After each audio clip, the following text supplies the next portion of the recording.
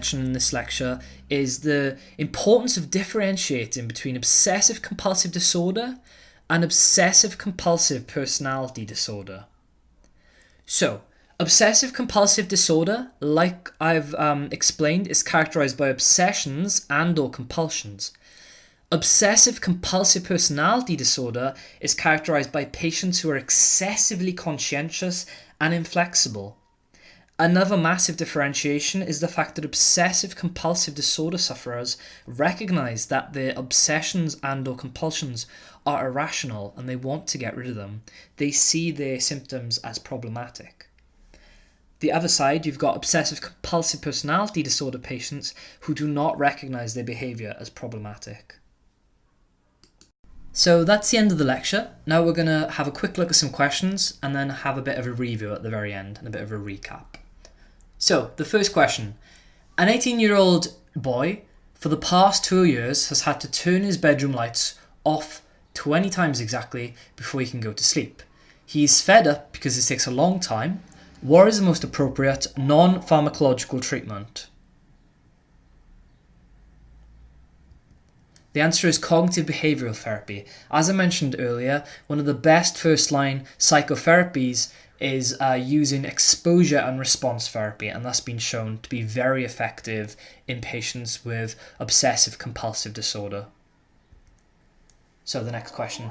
A 53-year-old doctor is chronically consumed by fears of having accidentally overdosed a patient.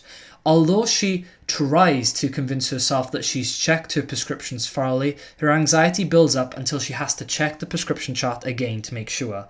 What is this an example of? So great if you've got it's a compulsion secondary to an obsession.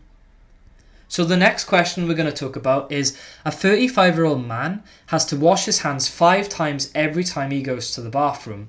He is diagnosed with obsessive-compulsive disorder. What pharmacological treatment may help?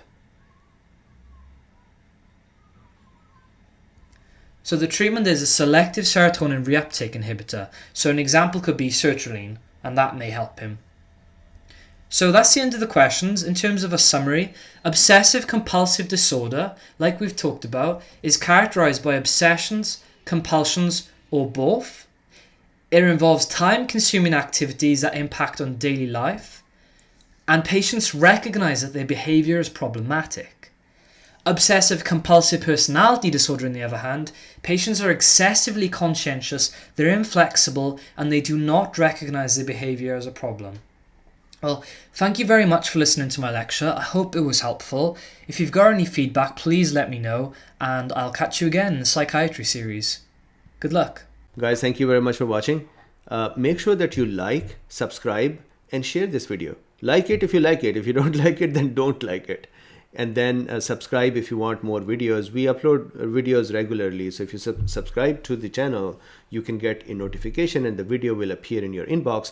And if you hit the bell button as well, then you can get the notifications for this as well.